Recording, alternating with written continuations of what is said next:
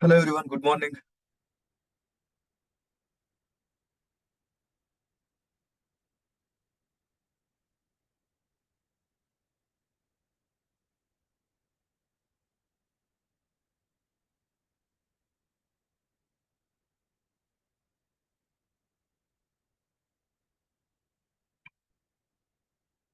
You guys can hear my voice? Yeah. Good morning, Vikrant. Very good morning.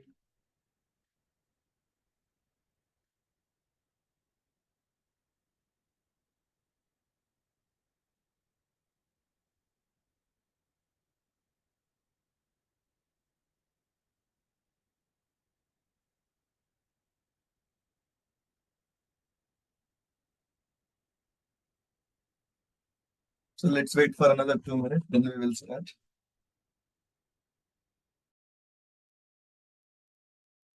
So meanwhile, Vikrant, can you tell me the difference between the series and data frame in this pandas? I could not really understand. Can you give me a brief idea? What is the usage difference? Okay. So in generally data frame, it's a table having a multiple columns with multiple rows. Okay. Series is nothing but a single column actually. So how many like linearly arranged elements you can find it in a series, like in a column, in one particular column? It's a column name, just in a one column values, right? If I convert that into horizontal, like how it is arranged linearly, all the values gets arranged, right? Basically, data frame is nothing but a complete table. Series is nothing but a column out of that. Okay. Okay. It's not a single row, it's a column. It's a column, complete column. It's not a row. So let's say we have age, name, and gender. Okay, if we have these three columns together, we can call this as a data frame, right? If we are extracting only age from the data frame, we are called that as a series. Okay. Yeah.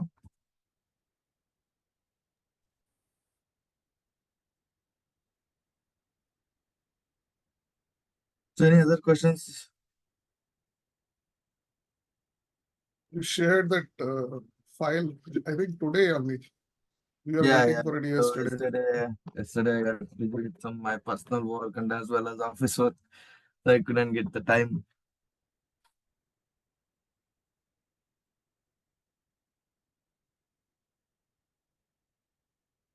Okay, people are still joining. Meanwhile, we will start the actual topics what we have. So let me share my screen.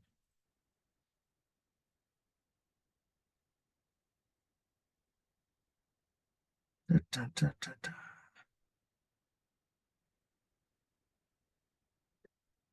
Can you guys can see my Jupyter notebook? Yes or no? Yes, sir. Yeah. So yesterday we started with pandas, the most interesting and hot topic in Python, that is pandas, because this is the only one library which we have to read the data, to transform the data, to clean the data, and so on, right? So we have some other libraries as well, but I would suggest only this pandas because this have more advantages and more capacity to do all the transformations together. Okay, so yesterday we started installing that library, and we are tried to creating our own data frame by using Python data structures like list and dictionaries. And we also seen like how we can rename the columns, like how we can convert the cases of those columns, how we can what I can say, extract the column out of that, how we can get the shape of the data frame, how we can identify the counts of columns and counts of rows.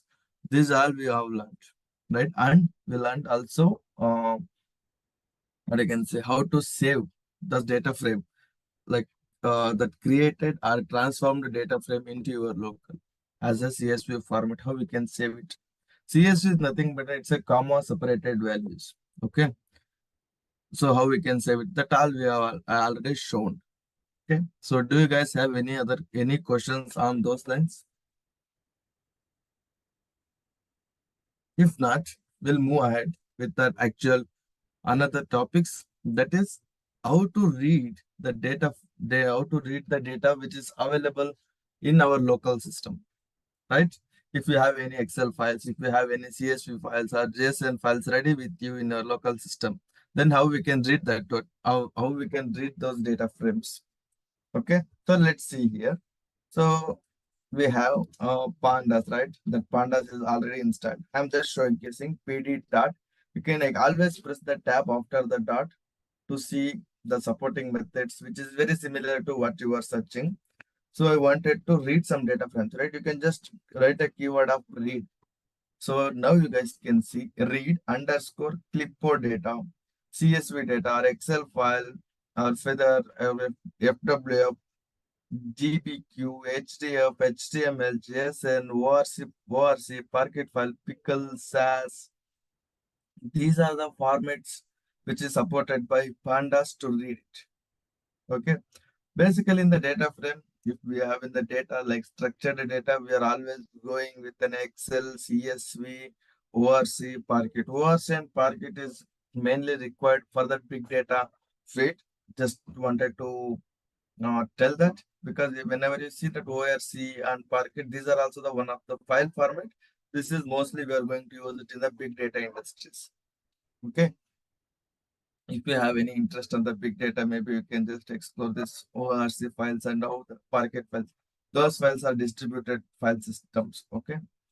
Then, so basically in Python, in model training and whatever it is, mostly we are going to deal with CSV file and Excel files only most of the times. So very firstly, if I have a multiple CSV file in my local system, you can see in the data folder, I have a multiple CSV file and Excel files. Maybe I have some JSON files as well in my local system. Uh, uh, yeah, TXT files I have, maybe JSON file, I'll show it afterwards. So I wanted to read some data frames. Okay, we have car types, correlation data. We have multiple data over here. So if I wanted to read among one of the data sets, so like how I can read it, you can just click on that CSV because I'm going to read the CSV files. So you can just click on that shift tab over here. You can just you will get multiple arguments over here. These are the parameters which is provided to user to check it. Okay. So let's see what are those file path or buffer, the file name which you want to provide. If you really want to give any separator or delimiter or headers, if you want any headers from the data frame, means those columns. If you wanted to have those columns in your data frame, you can always call with the header. By default, anyhow, it is going to take the column names. If you don't want, you can just provide false. Okay, names, the column names, if you want to provide, you can provide it, and index column, we have multiple arguments over here. Okay, you can just explore it on by reading this document, and we have some good examples as well to start quickly. Okay, maybe, yeah, this read CSV doesn't have the example because this is reading the data frame from a local paths. Okay, so let's give the one of the data frame. Okay, see, now I wanted to see the paths where I am. So I'm in this where I have in advanced Python. In data folder we have this data sets, but I'm working in advanced Python directory. Okay, so for that I just wanted to get into the data folder first. So current directory // means it is navigating to current directory. From that current directory, I should move to data folder. So here you can see we have data folder inside of my current directory. Then, so here we have multiple files. Okay, in that folder. So it will shows what are the folders we have in that particular data in that particular directory. I wanted to read a cars data, let's say.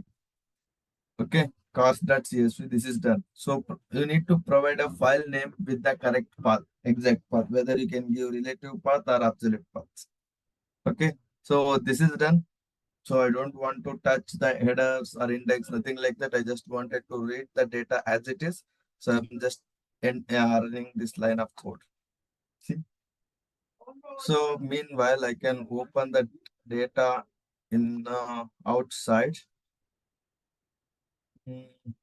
Where it is ML.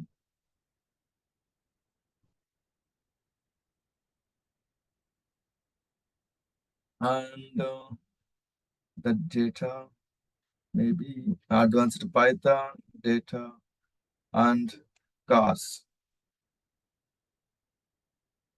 Can you guys can see that Excel sheet? We are still No, able to see Jupyter only. just on Jupyter only. Okay, I'll reshare my screen again.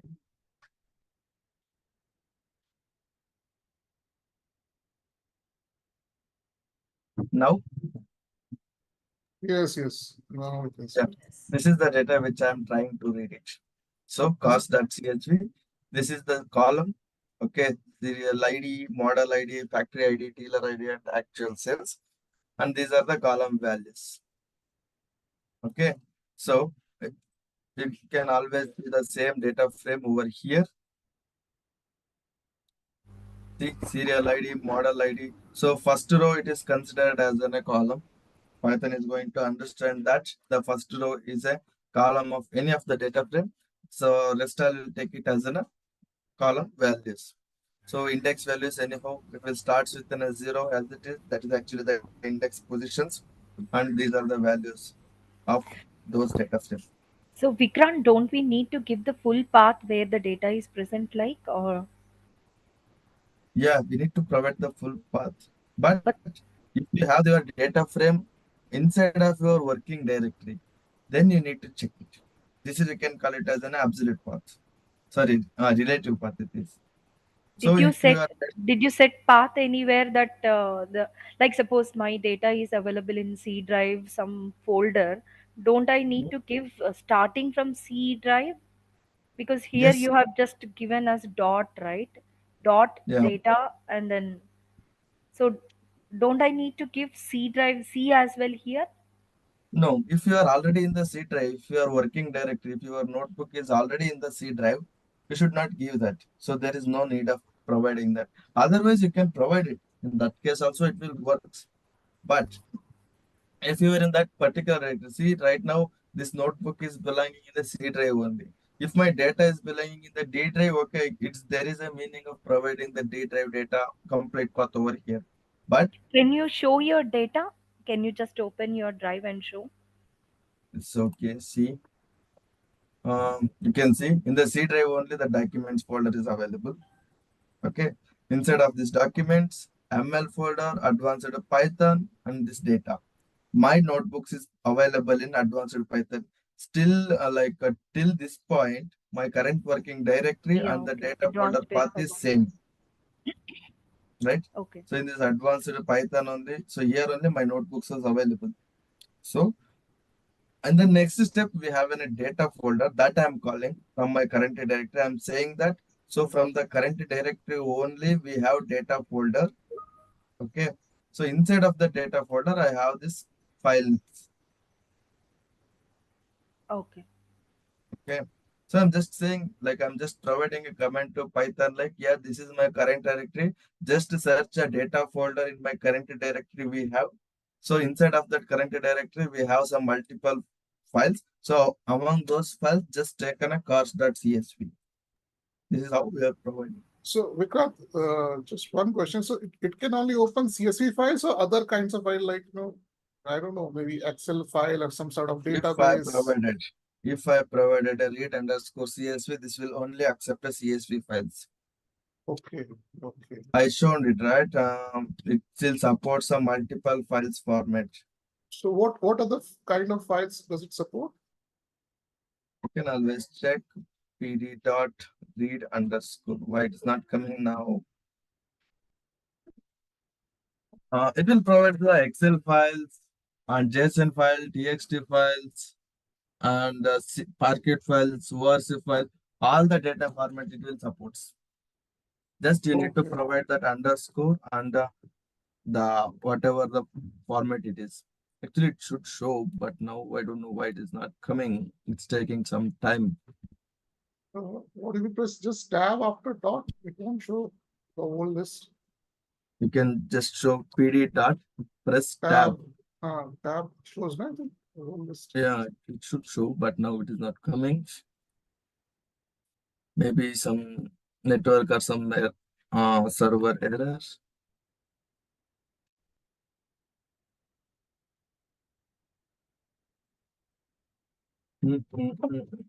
Yeah, now it's coming.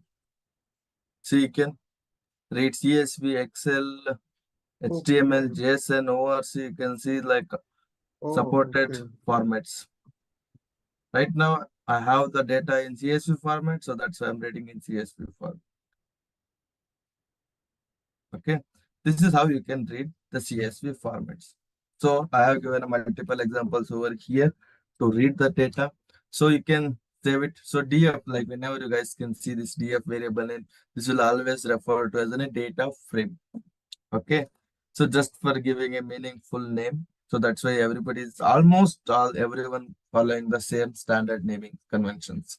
Okay, so once you have read the data frame, how we can see the data? You can always use head function, head method. Okay, if you call df.head, this is going to show the top 5 rows of your data frame. Okay, if I mention some values like I need only a 2 rows, top row 2 rows, then you can provide the numbers, how many rows you want, only those many only it is going to print. If you need a 10, it is going to take a 10 rows of your data frame. It will shows the 10 rows of your data frames. By default, it is going to print only 5 because by default, they are given it as a 5 only. So you can see integer by default, 5 they are given. This is how the head works. If you need a bottom rows, if I wanted to print the bottom rows, you can always take a tile. Okay, see, it shows at bottom five rows. Again, if you really want to see top bottom values like 2 rows, you can always select those rows and you can just print it. So just keep in mind that if you wanted to print the data frame, you can always use head to print the top rows, tile for bottom rows. Okay, this is how it works. Then if I provided the argument as header is equals to none, as I explained, we have multiple arguments over here. I'm just showing some important and necessary arguments examples. Headers is equals to none. If I make headers is equals to none, then Python is not going to consider your first row. So what is the first row here? It is, these are the columns, right? For the data frame, first row. Then if I provided header is equals to none, then this is not going to convert it as a columns. This is take it as the values only, rows only. You can see that serial ID, model ID, factor ID, this is take it as like a normal rows. This is considered as a normal rows. As a column names, the index position will be assigned. If I provided a header is equals to none. If we are not provided anything for header, then what happened? By default, Python is going to understand first row of your data frame is a columns of that particular data frame. This is how you can change it. Let's say some of the data frame, especially some of the data frame, don't have the column names, just they have their data. Okay, in that case, you can provide it. In that case, what happened? Our first value. So let's say if we don't have this column names in that actual data, then what happened if I'm not provided header is equals to none? Then what happened? These values gets converted into column names, but actually these are not the column names. So in that case, you can provide header is equal to none and you can manage the data. Okay, this is another examples with header is equals to none argument. Okay, then if you are provided a header is equals to none, you don't have this, you can consider that this is actually the row values. This is not in a columns. Then how we can provide a columns for this data? How we can provide the column names? So for that, you can always use a names argument along with the headers. You can always provide, let's say we have 1, 2, 3, 4, 5, 5 columns. So in that case, you have to provide a list of column names with a length of 5. So your list length should be 5. So it will not accept if you have in a 5 columns and providing in a 4 column names. No, it will not accept. You should provide 5 columns names as it is. Like whatever it is, you should provide a 5 column names. If you have in a 5 columns in your actual data. So if you have provided a names, it will provide as it is. Okay. Now you can see I'm going to print that df3 dot head. I'm just going to print 2.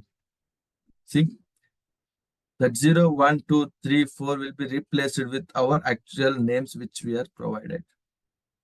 This is how you can use the names while reading. This is how you can use the arguments whenever it is needed. So this is the situation I have already explained. If your actual data set doesn't containing a column names, it has only values. In that case, you can provide the names explicitly by providing header is equals to none and list of column names.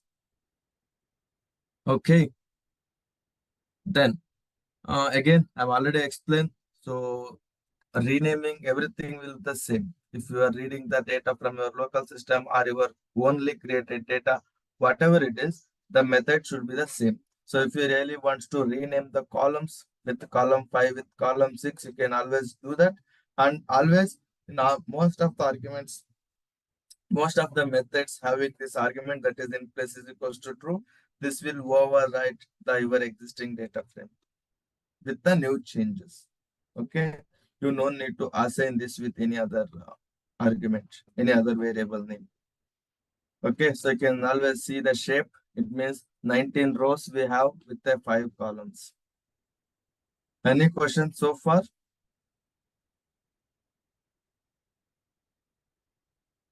So you should have an understanding of these arguments. Whenever the situations comes, you can just utilize it. We have multiple arguments as well. Like I'll show some of other arguments when it comes to that particular file formats. So we have sheet names. For example, if we are already familiar with an Excels, right? So in that case, we have I can always see the sheet names, right? If I provided like this, the sheet names are different. The one file should have a multiple sheets. So in that case, how we can explicitly provide the sheet names? That all we have the arguments. We can always see that sheet name, skip rows, number of rows, NA values, and NA filters. So we should have the sheet name somewhere over here.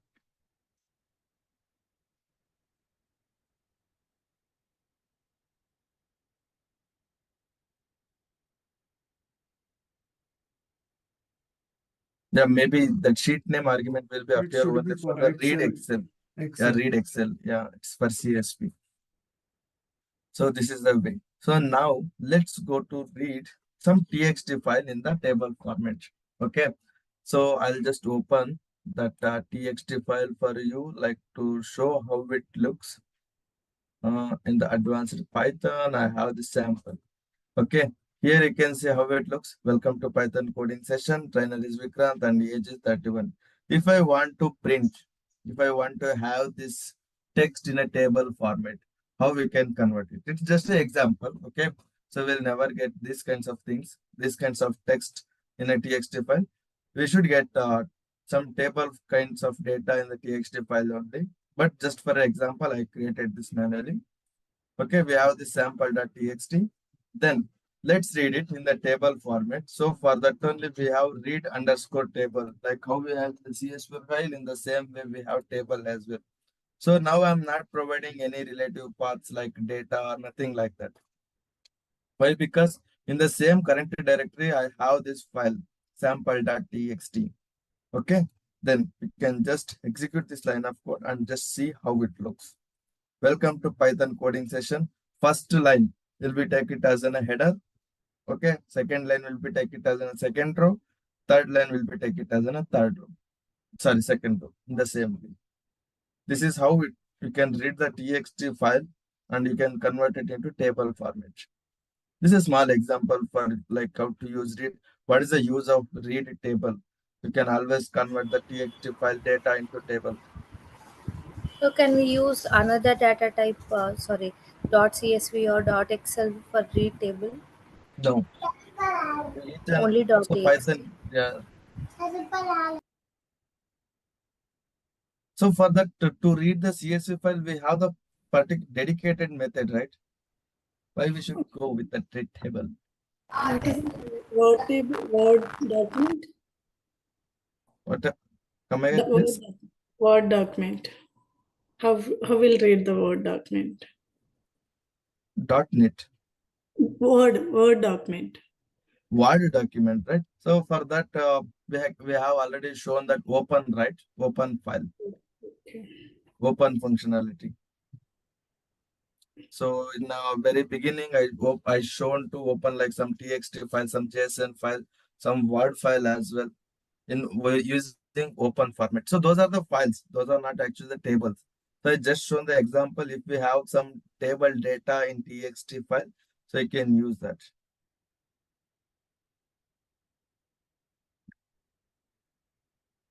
Okay, so if you have any text data for those things, better to go with the open function.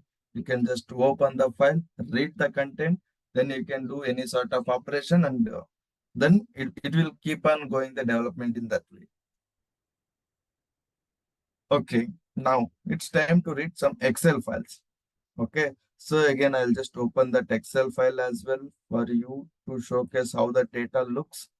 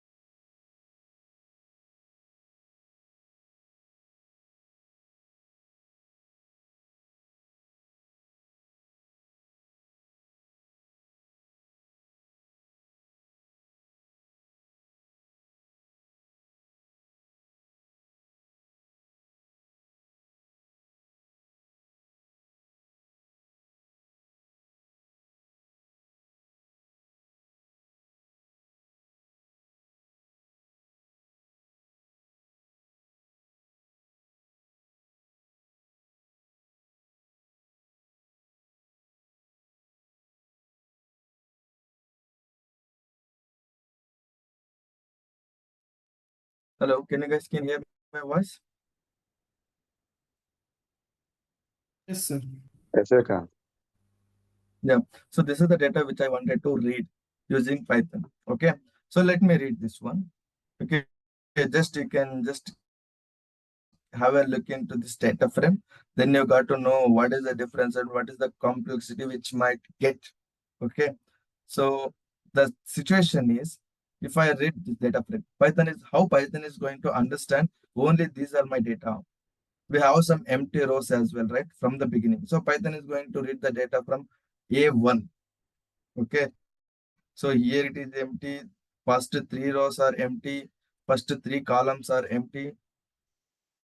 So Python is going to take the data as it is. So let's see how it is going to understand.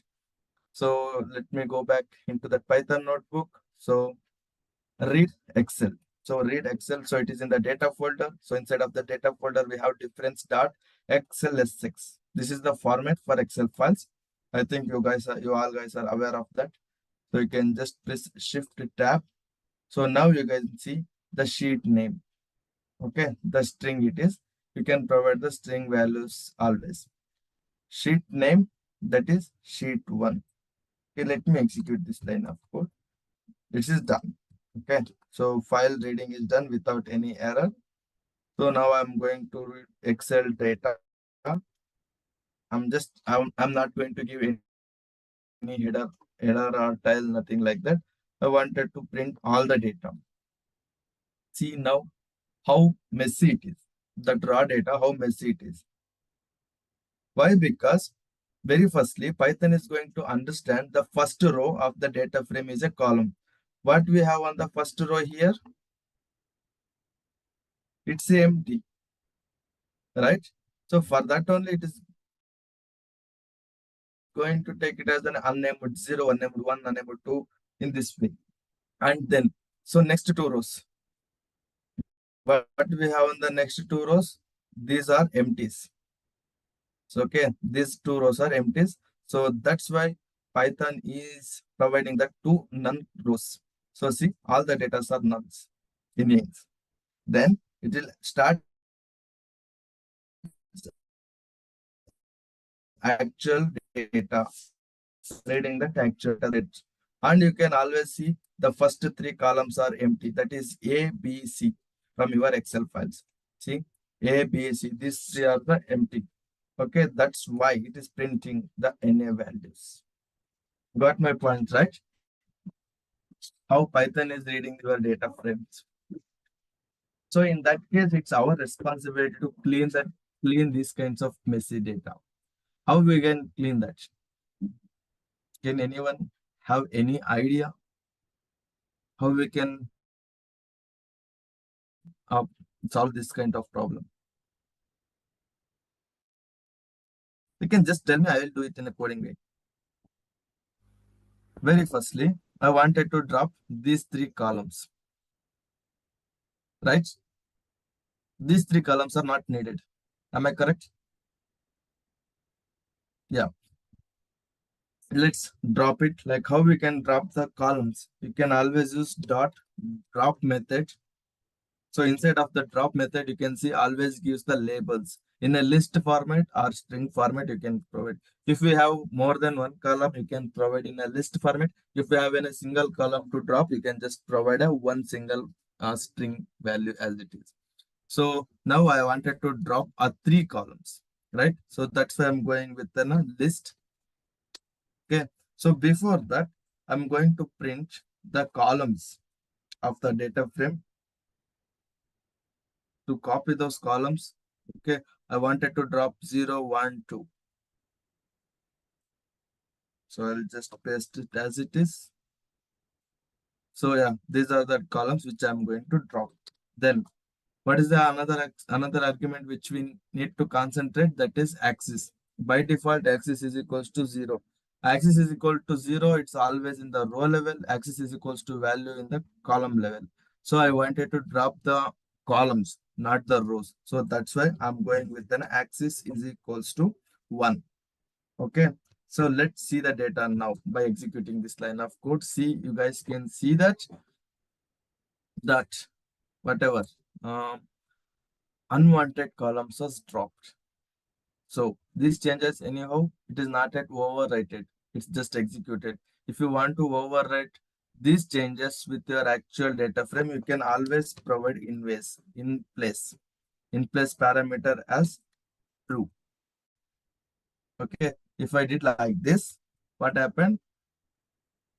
It's already done, right? I'm just going to delete this one. So you can execute this line of code. The changes is now overwritten to our existing data frame. Now, what's another step which we want to see, which we want to do? Delete the top two rows. Only top two rows. Huh?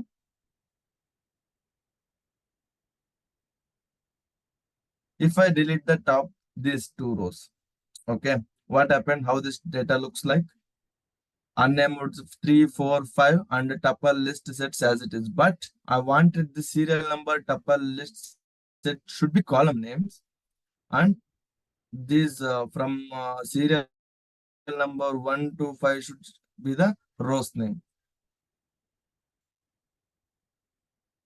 How we can do that? So here I'm just introducing another parameter, that is you can always see a skip rows. Okay, skip rows, what it means? What is the meaning of skip rows? Just guess it, what it will do. So many number Skip of rows. rows. If you don't want, we can keep. We can skip. What is the meaning of skipping the rows? Just a meaning. Excluding the rows which we are going to assign, right? So whatever the numbers which I'm going to specify, it is going to skipping the first that rows. Correct. Is that the meaning, right? So that is what we needed, right? So Let's the go with skipping rows means not deleting those rows. Dropping in the sense like those rows or columns will be dropped permanently. Skip in the Mhm. sense still those rows will be existing, but you're just skipping it. So what's the difference between drop and skip? Drop you can do after reading the data frame. Skipping the means while this argument is there while reading the data frames. Okay, while reading the data frame itself, you can skip the rows. How many rows you want, you can take that. Okay, so let's say here this is the data frame. I know first three rows are empty in my Excel sheet. So how we can read the data frame? I wanted to read the data frame by skipping this top three rows. You can always, I'm just giving the command to Python, start reading the data from fourth index position. Means skip the first three, then start with fourth row. How we can give the command? So for that, we have the argument that is skip rows. Okay. Skip rows is equals to, you can always provide the integer values. That is, I wanted to skip the three rows, first three rows. Okay. So let me execute this line of code. It's executed. So let's see the data now, how it looks. See, now you guys can see it skipped the three rows. Then it start reading the data from fourth row. So fourth row is take it as an header. So as per Python, fourth row is the first row. Then first row it is consider it as a header. Then rest of it will take it as a normal values for that respective column. This is one problem is solved. That skipping that empty rows, because this is the problem always with the Excel files. Whoever dealing with an Excel data, whoever saving the data in the Excel files, those are always like having the empty rows. Whatever the reason it is, for attractive purpose or for to avoid the avoid the conflict, and whatever the reason, the data entry person always do the same thing. So that's why we have these kinds of arguments in the very beginning. Okay, now, but we don't have any options for skipping the columns. So after that, we can always do a drop the columns, whatever it is not needed. Now I'm going to drop it. So now you guys can see the actual data, your actual data. See, if you are aware of all the parameters are available with the Python, it is very easy to read the data very clearly. This is how the data looks. If you really want to know, if you really don't want the serial number as well, you can just drop it, because Python is always also providing that index position. You can also convert the serial number into index as it is. Okay. Otherwise, if you are missed to have providing a skipping the rows, you can always do the dropping, the 0, 1, 2. Okay. And you can just give the column names, renaming the columns with unnamed 4 with a tuple, unnamed 5 with the list, unnamed 6 with a sets. Okay. And reset index, what it will do, whatever the row shuffling will happen, the index also going to shuffle. If I use this reset index is equals to drop is equals to true, then what happened? This is going to reset the index from 0. It will start the 0. It will just reassigning the index values in a serial order. Okay. This lines also will do the same thing. If you miss to provide the skip rows in the very beginning, you can also do once you have read the data frame. So only you guys should know the operations of drop, renaming, and reset indexing, and with these access levels. You should know what these arguments are doing. Then you can do whatever you want. Okay, you just need to have a plan like how I should work with these kinds of data. Okay, so far so clear. So here I just provided the example in that way as well, skipping the rows. And once that is done, like these shapes, columns, everything will be the same to understand, to know the data. Then if you really want to know like how many rows, how many values that each and every columns had, how we can know that? You can always use df.count. So I'm just going to read this cars.csv again. Okay. if you really like, you can always use the length as well. Like I told it, right? Like how we can get the length of each rows. Sorry, how many rows you have in your data frame, how we can get it? Using the first, like a 0th position of the shape. Column count is one first position of 1 will shows the column count. So other than that, we have multiple method. You can always check the length. But if you really want to check the each and every column rows length, you can always go with an df dot count. Okay, 18, 18, 18, 18, 18. All are 18. It means the none of the columns in this data frame having a, what I can say, none values. Sometimes you can just consider it cars.csv over here. Where is my data? Yeah, here I have. Then I'll just erase this data, that is model F. Okay. So now what is the value we have here? This is none, NaN, none value. If we don't have anything in the Python manner, it's a none. Then if I see the count, what is the count it is showing? Still it is showing 18. Oh, yeah. So what is the count of your rows? It is showing 18. You can just remove the one count for column name. You can just remove it. So it is 17. But for all these things, it is 18. For all of the other thing is 18. So that's why, like if I take in a length of this whole data frame, it is always gives an 18. It is going to consider the none in that case. But if you have any none values in your particular columns, so how we can check it? You can always go with an df dot count. If we have any difference in between these data, then we can say it as an, if we are not matched with this length of overall count, let's say if model ID is 17, if length of this data frame is 18, then we are missing one row. So that we are call it as a none values. In this way also you can identify whether our data set have some none values or not. So that all we can discuss later.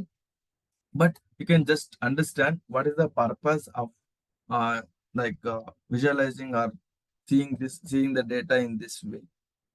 Okay, if I use df dot count, it will shows the count for all of the data frame. Then for the shape in this way also you can print it. And if I wanted to print the 18 rows of the data frame, because we have 18 rows only, so I can always print all the rows.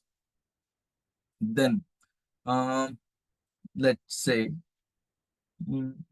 here we have a dealer ID column. Let's say we have a column that is dealer ID. How we can get the unique values in this data frame, in this column?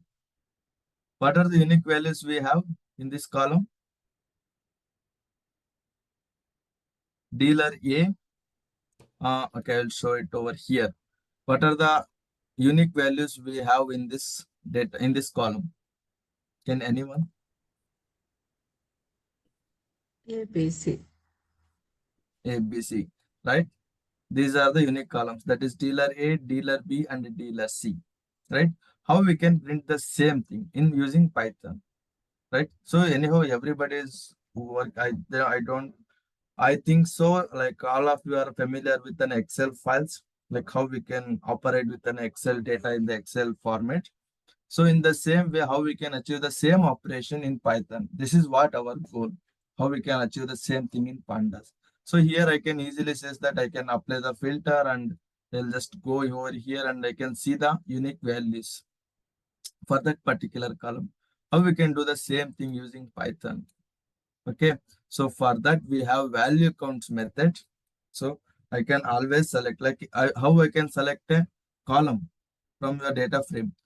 So df in the square bracket, you can provide the column name, that is dealer ID.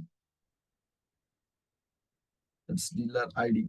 So this is, you can see, this is the column. This is the series object. Okay, this is the column. So I wanted to extract the unique values from this column. How I can extract it? You can always press a dot, shift, only tab. Let's see, do we have any other value counts? This is a function. Okay, value counts. Let me execute this line of code. You can see we have dealer A, dealer C, and dealer B, and you can always get how many rows we have within a dealer A. 7 rows we have. You can see with the Excel sheet. Always see with the Excel sheet dealer A. I'm just going to select a dealer A only. How many rows we have? 7 rows we have. So in the same thing which we can achieve by using Python. Dealer A 7 rows, dealer C 6 rows, dealer B 5 rows. Having the transaction of dealer A have 7 rows. 7 transactions we have within a dealer A. In this way, we can answer the questions of your organizer, your management team. Okay, this is the another way to find out the unique values. You can always print your data frame with the index position, like always the concept of indexing and slicing. By using that also you can print the series. Okay, and the data types, like how we can check the data type of your each and every columns. You can always call df.d types. It's not a function, it's an instance. You can just execute this line of code. So serial ID, this is the column is object. Object in the sense by default Python is going to assign the object data types. If you really want to change the data types, you can change it. But by default, if Python is seeing any values in your column with the string values, with the characters, then Python directly going to assign that as an object. If it sees only the numerical values, then it is going to assign with an integer data type. That is what happened over here, int 64. Okay, we can extract the statistics only for this column. Why? Because statistics means this is a numerical game, right? It's a number game. So you can always extract the statistics only for the numerical columns. So that is known by the Python. So that's why if I click the df.describe, if I press the describe button, it is going to extract the basic statistics for our integer columns. You can see actual sales is the only integer column. We can extract the basic statistics out of that. What are the basic statistics then? You can see count, 18 rows we have for that count. What is the mean? If I call, like how we can calculate the mean? Can anybody explain? What do you mean by mean? Sum of all the numbers by count of numbers. Exactly. Okay, let's see. Where it is.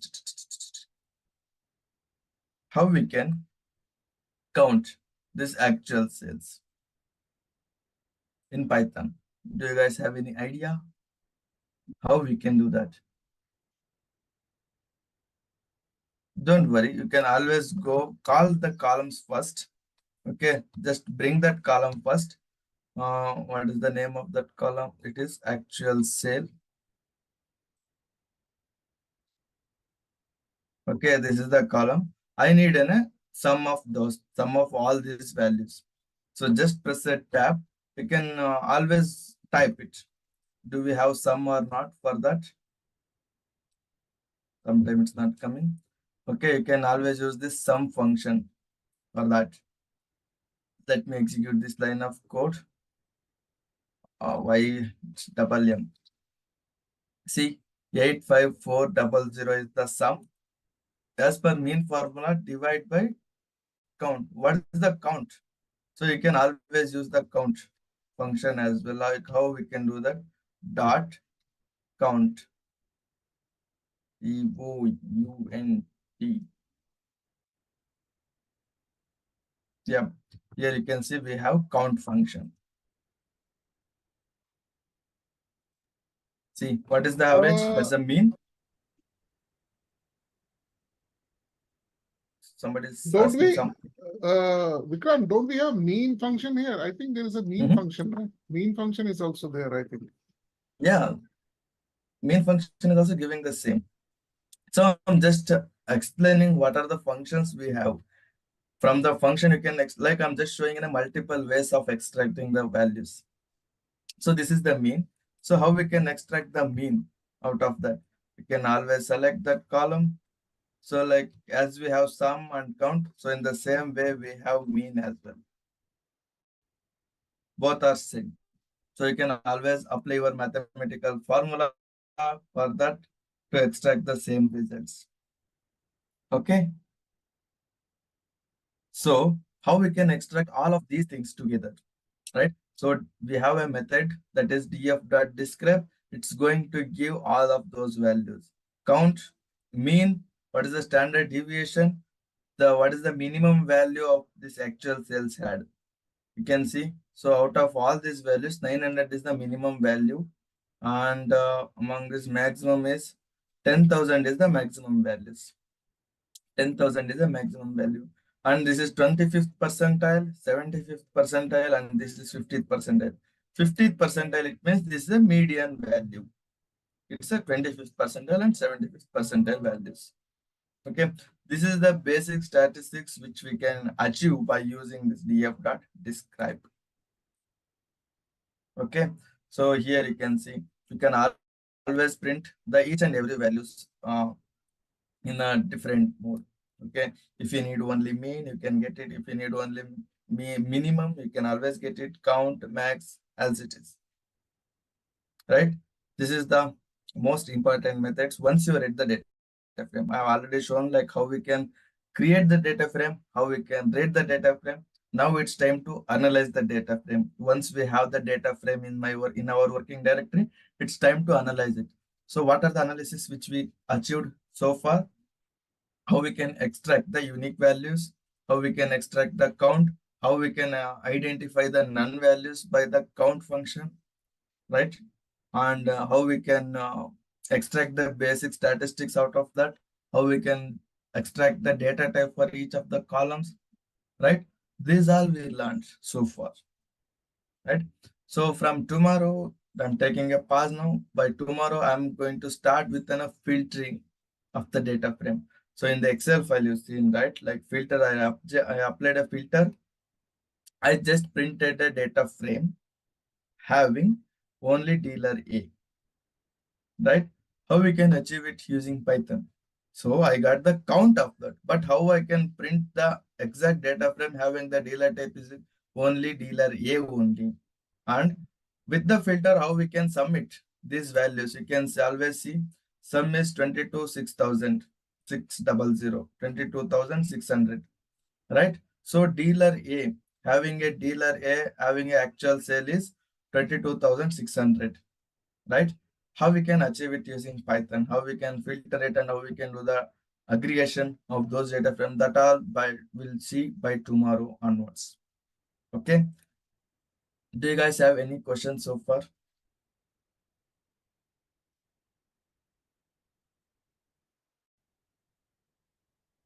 Okay, if you guys don't have any questions, so let's pause the today's class. We'll continue tomorrow. Until that time, have a great day. Take care. Bye-bye.